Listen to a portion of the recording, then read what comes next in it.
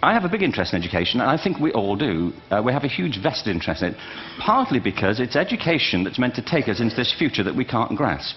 The whole system was invented around the world. There were no public systems of education really before the 19th century. They all came into being to meet the needs of industrialism. So the hierarchy is rooted on two ideas. Number one, that the most useful subjects for work are at the top. So you were probably steered benignly away from things at school when you were a kid, things you liked, on the grounds you would never get a job doing that. Is that right? Don't do music, you're not going to be a musician. Don't do art, you won't be an artist.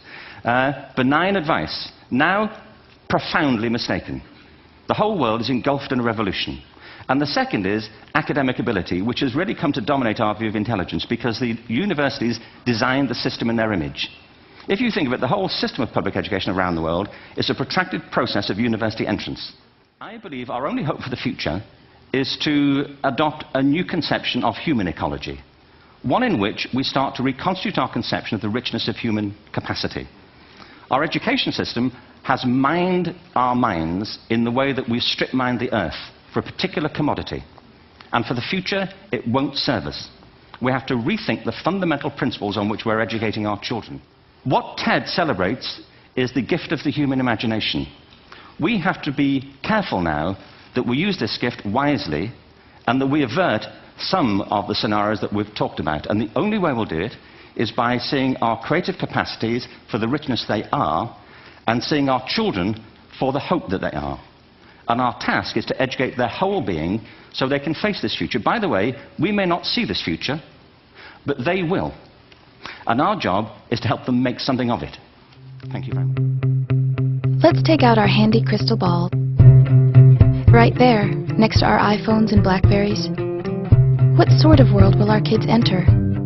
It will be multinational, multicultural, digital, handheld, real, virtual, propelled by images and music as much as words.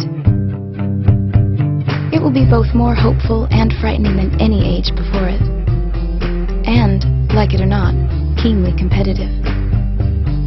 In that world, their world, factories and foundries won't rule the day, but ideas, unshackled, integrated, 360-degree imagination.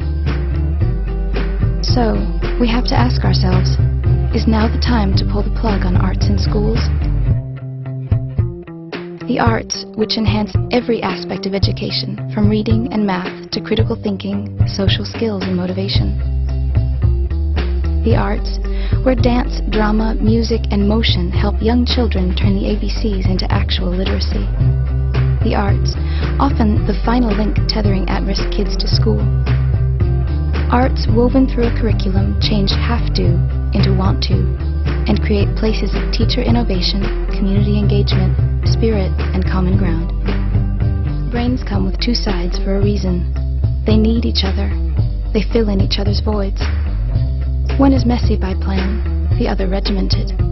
One is linear, the other bounces off walls. One reasons, the other feels. But what happens when they work together is magical.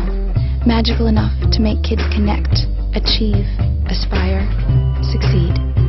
In a future that needs the full measure of our thinking, we can't leave kids half interested, half motivated, half engaged, half ready. Remember the right brain. It's not an education without it. The Right Brain Initiative.